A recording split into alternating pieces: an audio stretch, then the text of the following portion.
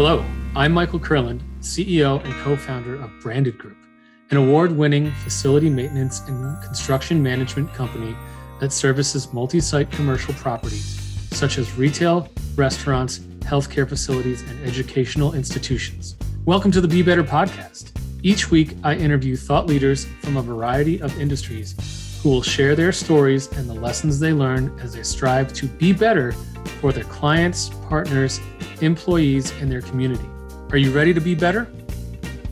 Okay, everybody, welcome to another episode of the Be Better podcast. I'm your host, Michael Kurland. Today, I'm very excited for our guest that is joining us. It is my former boss and also a great friend. His name's Joseph Scaretta. I think he'd rather go by Joe. So, Joe, welcome to the show. We really appreciate you coming on. Tell us a little bit about where you come from and give the audience a little intro of your background. No, absolutely, Mike. Glad to be here. As you mentioned, we've been worked together and been longtime friends. I consider you a brother to me, and excited to be on the show.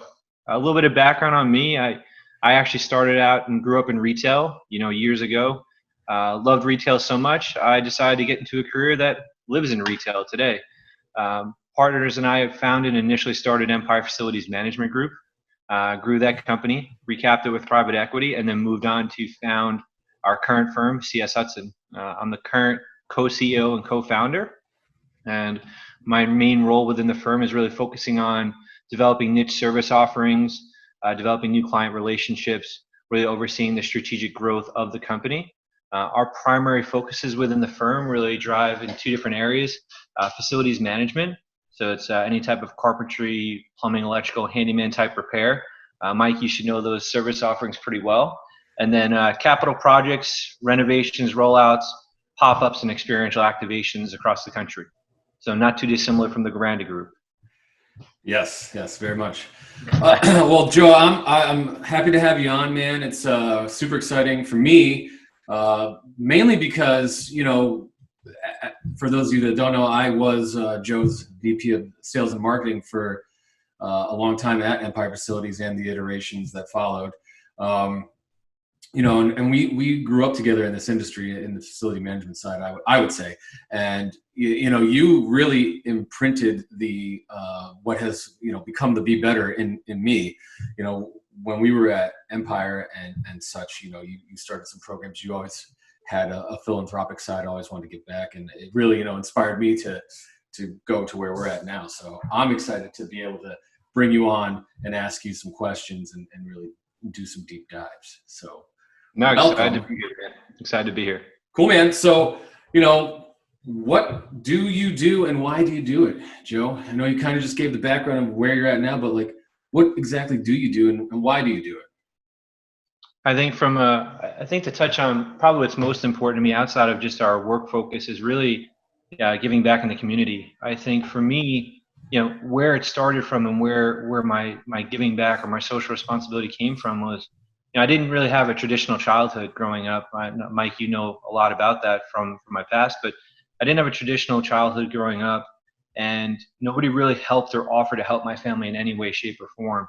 And so along the way, I was going to high school. It's always cool when a kid gets to get a car, drive to high school. And what I found was I was at a time where I was working full time and going to school. My truck broke down, and it may seem like a very simplistic story, but my assistant principal gave me $500 to fix it without asking for it ever to come back.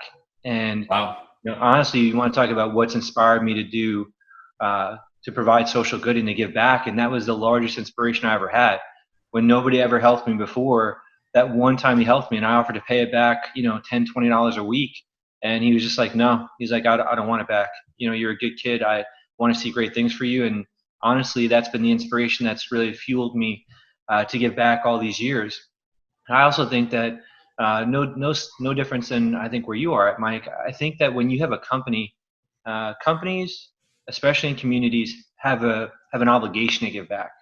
I think you're always focusing on, it's no different than, looking at raw materials, right? You take all these raw materials from the land and you never put back. I think it's one ecosystem. And I think as a company, we're doing commerce in all these different locations across the country. I think it's our obligation to find ways to give back.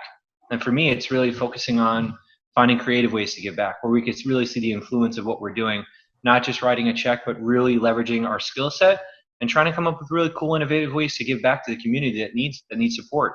And they all need support across the country. Every community, every race, every ethnicity, there's always an opportunity for you to give back and to really focus on humankind, because that's all we are. Yeah, we're all one kind. We're all humans, man. I totally agree with you. Man. You know, that's interesting. I never knew about your high school assistant principal, you know, giving you a loan. It's crazy how that one person, who is this person? I mean, let's give them a shout out here. They set your life on the right path, and you've done so much good since then. So my assistant principal is Dr. Gregory Murtha. He was the he was the principal or assistant principal, of Connecticut High School. And like I said, it was that moment that he believed in me that really inspired me from this point go forward, and really was the fuel behind everything I did and everything. Yeah. Big shout out to him. I mean, he set your life. I mean, so when we were at Empire Facilities, I may have changed over to Front Street at that point. You know, Hurricane Sandy blew through Long Island and really caused a lot of damage to the point where, you know, we had no, I mean, I remember I'd never waited in a gas line before. We ended up waiting in a gas line for hours to get gas, and there was nothing at the grocery stores. And you took it upon yourself to go down to this bagel shop, and I'll never forget this, and help them rebuild it. Like you were saying, using our trade skills and leveraging like what we're good at, and you rebuilt this bagel shop, and that's just always been inspiration to me, man. It's just the fact that, you know, we're trying to get our company, the country's like trying to get put back together, and you had like brought it down to like that like granular level to help this small company. And I don't know what your affiliation was with them before. I can't remember. Maybe you can touch on that, but like tell the audience a little bit about that and where that. No, it was actually an interesting opportunity. So when Hurricane Sandy happened, I think what my focus was trying to find that niche meeting spot or community spot within a local community to find a way to give back and to help restore some normalcy. And there's nothing more normal and communal than going to your local bagel shop and having a cup of coffee, grabbing a bagel, and talking to friends. Especially on Long Island. I mean, out here in California, it's not the bagel shop. It's like the avocado store. But in Long Island, you definitely need your bagel shop. I do miss my Long Island bagels. My stomach doesn't, but you know. But of course, and you know, I think with the bagel store there, you know, there was, especially down over in the area where it was, there was down in Far Rockaway, there was nowhere to eat. There was no, you know, you could bring your food in, you could pick it up at the grocery store. There was a ton of tradespeople working in the area trying to rebuild it. FEMA was slow as anything, didn't really support the local community, I think, to the level of our expectation we all had. And so we started reaching out. I had the lady that was working with us on PR at the time focus on reaching out to local businesses to find the right group to help. And so we talked to 3 different groups. Surfside, we liked their story because it was actually 2 New York City firefighters. So the story was they were out giving back that night, all through the night, going out, saving lives, risking limb and life, as their dream was floating away, their dream investment. You know, what they invested their life savings on was just gone. And so what better group to help out than a group that is selfless every day in every way, helping out the community? To us, it was a no-brainer. And what was funny, I'll have to send you the email. When we first reached out to them, they actually thought it was a scam.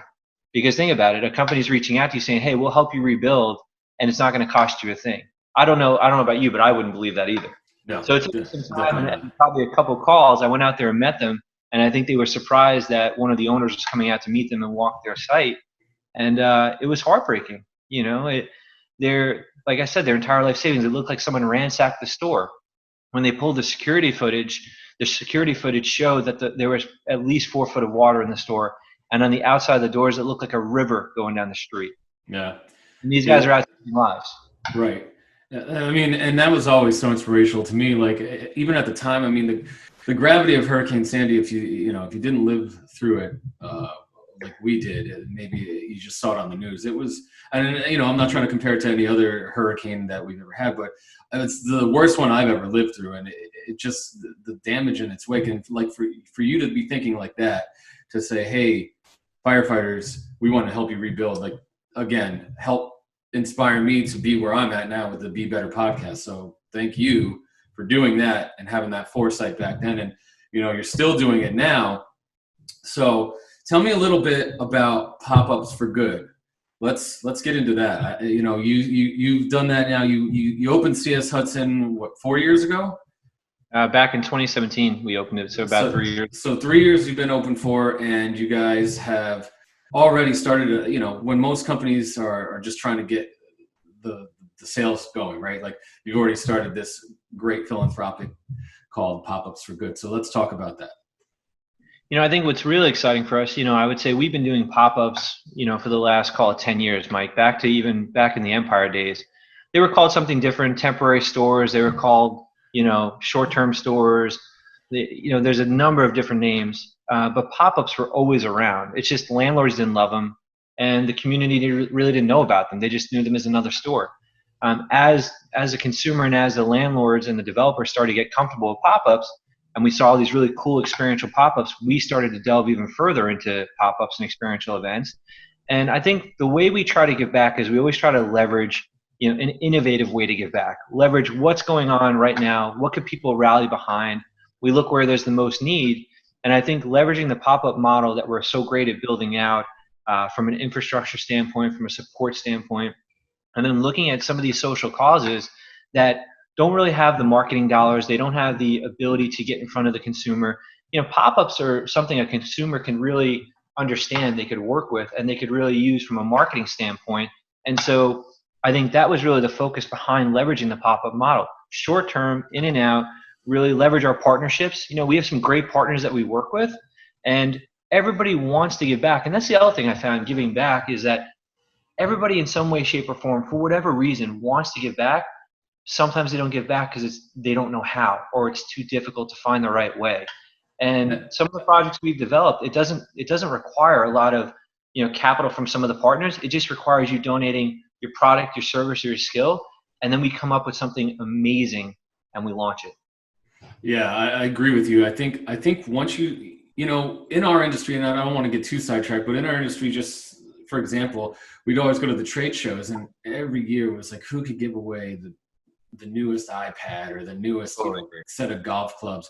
And I was just like, why are we doing this? Like, we could be using this platform for philanthropic purposes. And so that we started with the, donations. And ever since then, it's gained some steam, and other companies have followed suit, which we're happy about.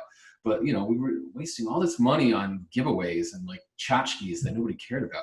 But to your point, I think it's because people didn't really know how to give back, or how like they could even use that small of a platform to give back, right? So keep going with the pop-ups for good. So tell me more about how, you tell me kind of like where it came from, but tell me about the actual pop-up that you guys did do.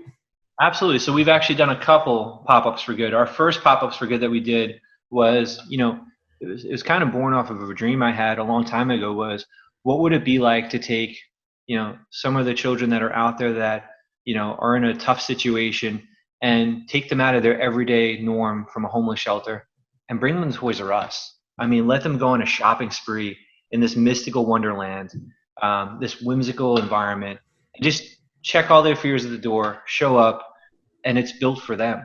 And we never had an opportunity to do it with Toys R Us. Toys R Us, as we know, went out. But we said, you know what, let's build our own mystical pop-up store for kids, and let's fill it with toys and let them come in and just hang out for the day.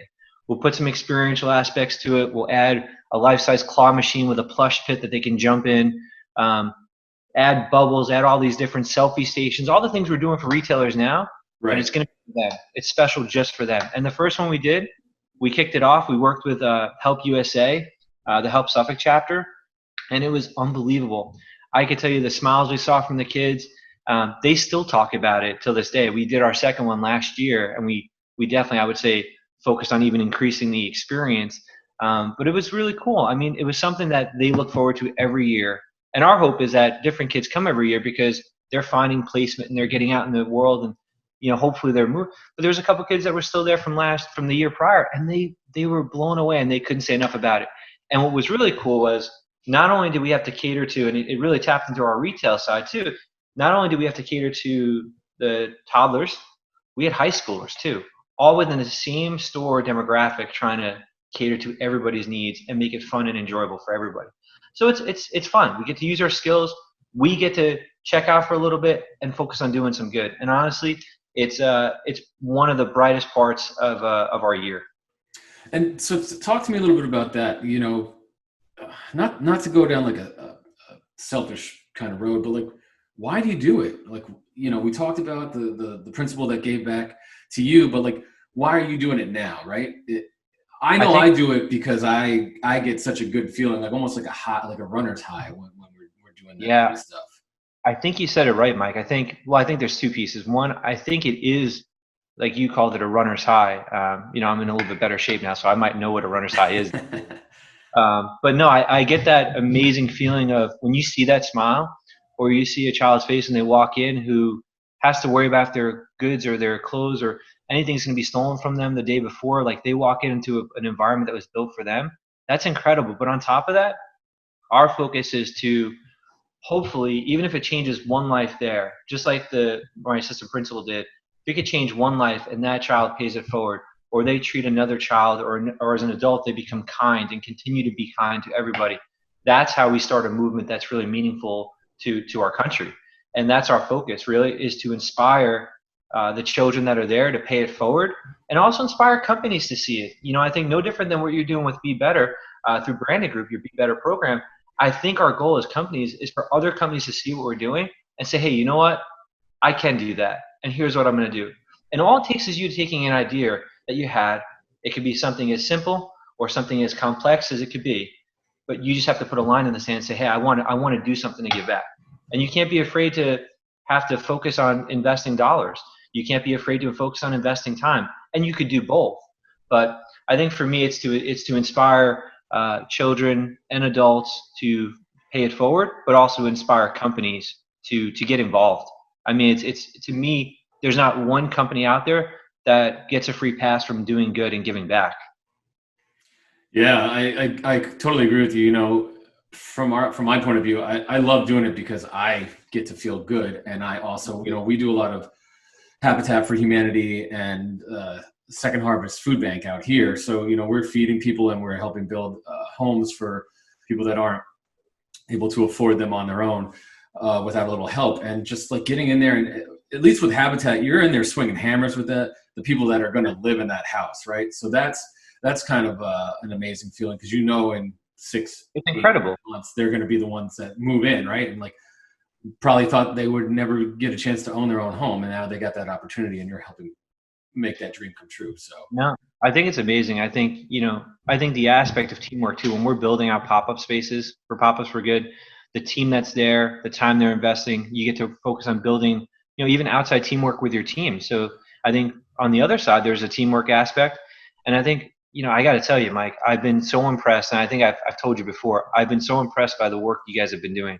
Everything from the bi-coastal activations you guys are doing, Habitat for Humanity. I mean, I'm so impressed by what you guys are doing, and I'm really proud of you, man. Well, thanks, man. I appreciate that. And like I said, you know, you inspired me with the work that you did. And we talked a little bit before about your PR person, Jennifer Bernheim, I think is who that was, correct? Yeah, absolutely. So, you know, she's been helping me. She's the one that helped you in the beginning, and now she's been helping me, and she's been a great partner for us as well. So she's also got that philanthropic frame of mind. But have you ever read the book Conscious Capitalism by John Mackey and Raj Sisodia? No, I haven't, but I've actually heard great things about it. And I was actually invited to join a Conscious Capitalism chapter out here, I think in Connecticut, probably about maybe 6 or 8 months ago. So no, but I am looking into it. I think it sounds amazing. So, you know, book club, Conscious Capitalism. It's the founder of Whole Foods, John Mackey, and he writes basically, you know, what we're talking about right here, which is like, you got to start somewhere, right? You can't just put all the money in your pocket. Like, put some of that money towards the community that supports you, or the, you know, the people, and start something like that. So I highly recommend you getting into it. And I'm not a part of the conscious capitalism group out here because it's kind of far away, but that's kind of a lame excuse. I should probably look into that myself. But I highly recommend you looking into it over there, and you should probably read the book because it's right up your alley. No, absolutely. I mean, I've been looking for my next book to read, so I'm definitely on board. There you go. So I want to talk a little bit about you now. How are you being better for yourself in these times? I think for me, as we touched on, you know, I think I've been really focusing on my health over the last, call it 4 months, aggressively. I know, Mike, you know me for a long time. I think, you know, being a sports player all my life, and then all of a sudden coming to a complete halt of all physical activities and working a desk job, coming from the field, I think, you know, I started to make some bad decisions around food and my health, and really not focusing on me. And it put me in a bad spot. I mean, at one point I was just getting up to almost 300 pounds. And honestly, it felt like I was equating it the other day to dying slowly. And I can't tell you. Equating it. I think that's exactly what it is, you know? You get that, you know, moment where, you know, I had to go for a sleep test. They told me I had sleep apnea. I was going to have to be on one of those machines. I'm on 2 different types of blood pressure medication. I'm on cholesterol medication for the last 10 plus years. And it's like, you know what? I don't want that anymore. Yeah. And having the ability to not be the last one on a hike, or to be able to keep up with the kids, you know, or go back to playing sports, I miss that, you know. And yeah, there is a little bit of a vanity portion to it. I'd be lying if I said differently. But I think for me, it was really being healthy and honestly making it past 40 and living. You know, I could have stayed on the track I was, and something might have happened to me, you know, before 40. Who knows, you know? And so I think really trying to focus on being better to myself, to be here for my family, my friends, my company, is really important to me. Yeah, well, I got to tell you, you look great. I'm very proud of you for, you know, taking those steps. They're not easy because, you know, you get stuck in some sort of vicious cycle, and it's comfort, and then the comfort's what, you know, is slowly killing you. And I did the same thing through the weight loss journey myself. I lost over 50 pounds when I moved out here, and vanity or whatever, if you look good, you feel good, right? So if you're feeling good about yourself, right? Your confidence is up. Aaron, you don't, you know, I started to hurt in the mornings. Like when I would wake up, it's like I was snoring like crazy. I was keeping myself awake, and I would wake up in the morning and I wouldn't even feel like I slept. Right. I'd feel like garbage waking up, you know. It's like to wake up every day like that, and then throughout the day, like certain parts of your body are aching, and you know, you shouldn't feel that way till you're over 100 years old, you know, or even over 80 at that point, right? But I'm feeling like that way, and I'm not even 40 at that point, you know. So it just, something had to change. And honestly, a little bit of your journey inspired me. Seeing what you're able to accomplish when you moved to California, and all that you did, and you're working out and getting healthy, like I was blown away, man. Well, thank you. I'm glad I was able to help you be inspired a little bit. But dude, the work you've done, I mean, kudos to you. How much have you lost? Tell the audience. In the last 4 months, I've dropped 93.5 pounds. That's amazing, man. Keep it up. You know, you look great, and I'm really happy for you and proud of you. I appreciate it, brother. So let's talk about what motivates you to do better. What's your motivation? Like, what keeps you going? Finding another way to give back that nobody's thought of, that's extremely impactful, that will allow people to drive it forward. You know, coming up with a way that no one's thought of to give back, or a way to unite different groups to start a movement to give back. That's what keeps me going. And finding finding things that are going to be sustainable but different. You know, I'm like I shared with you, just like you guys are. I mean, I'm not into just writing a check. I want something that's going to be impactful, that I could touch, hold, see, be a part of, and my team too. So you are pretty innovative when it comes to these things. What do you got brewing? Anything? You got something up your sleeve you care to share, or are you going to keep it close to the vest? Mike, of course, for you, I would share. So we are working on our next chapter of PopUps for Good. Okay. This one is a military pop-up for good. I love it. It's going to benefit military families, inclusive of their spouses. and helping them to find employment. We're doing this in a JV with a clothing company, which we're not at liberty to say right now who they are, of course. Fair enough. We're doing it with a clothing company and a military staffing non-for-profit. And what we're going to do is we're going to be building the pop-ups. We'll start out with one in New York City, and then if it goes well, we're going to do them across the country in different markets. We're also working with a very large staffing agency. And the goal will be for a military serviceman or women to be able to come in along with their spouse, help them write their resume, start the journey of trying to work on finding a focus and getting a job, right? Because I think the biggest part we've seen is we identify what the need is. The need is people that are transitioning out of armed services sometimes have an issue trying to get their skill set on paper and have it really correspond to a domestic life job, right? Something that's in the States, but they're amazing. They're structured, they're diligent, they're hardworking, and they have all these other skill sets. And so what we're going to do is we're going to help them get that, put it on paper. We're going to take them through. We're going to have different inspirational speakers there. And on top of that, they're going to get a wardrobe rework. It's going to allow them to go to their first interview fully prepared. They have the mock interview with us.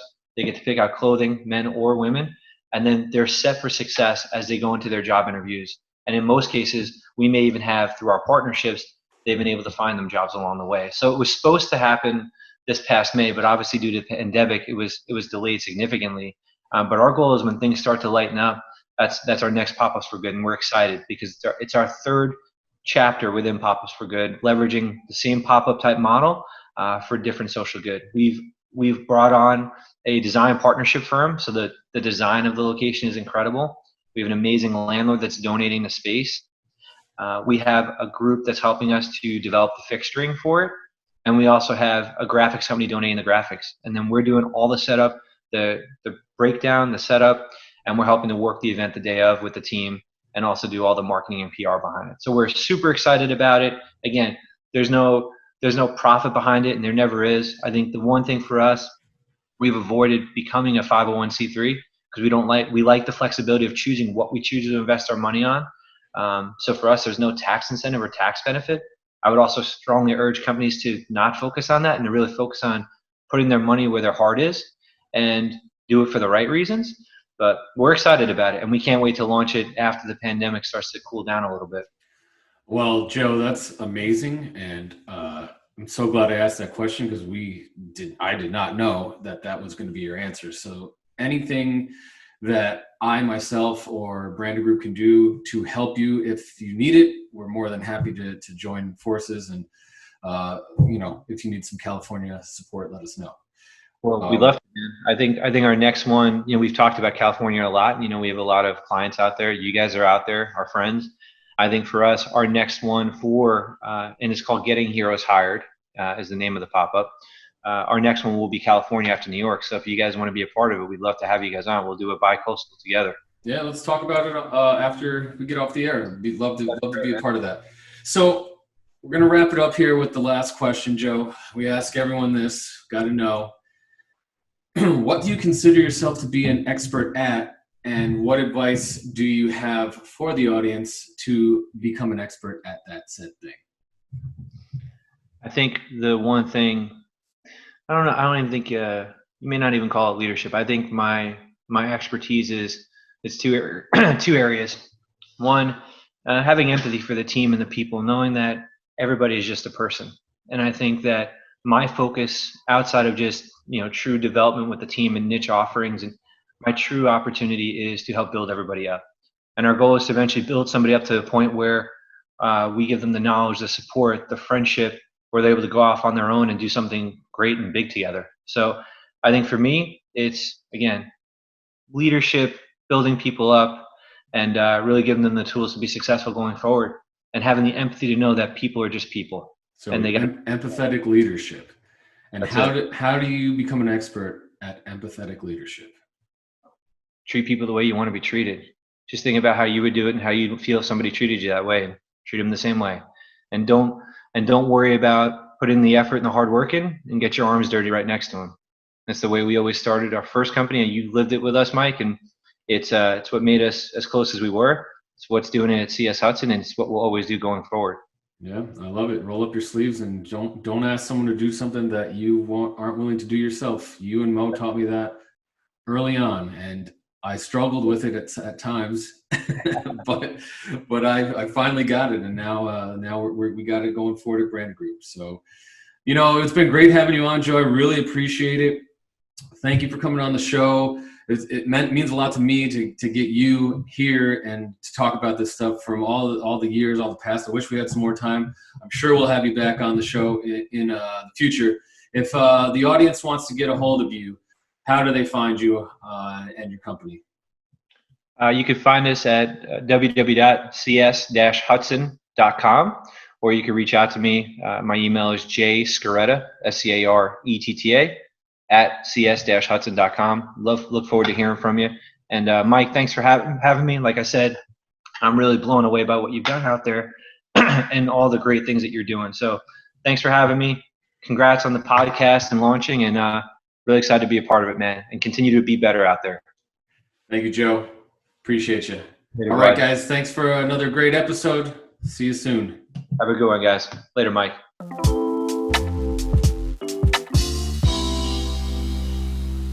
Thank you for tuning in. I hope that today's episode inspired you to become a purpose-driven leader in your career or your community. There's no doubt that when we lead with purpose, we can change lives. If you enjoyed today's show, I'd be grateful if you would take a moment to rate us on your preferred listening platform. To learn more about Branded Group's Be Better experience and how we provide industry-leading, on-demand facility maintenance, construction management, and special project implementation, visit us at www.branded-group.com. Be sure to follow us on social media, and you can also reach out to me directly on LinkedIn. Until next time, be better.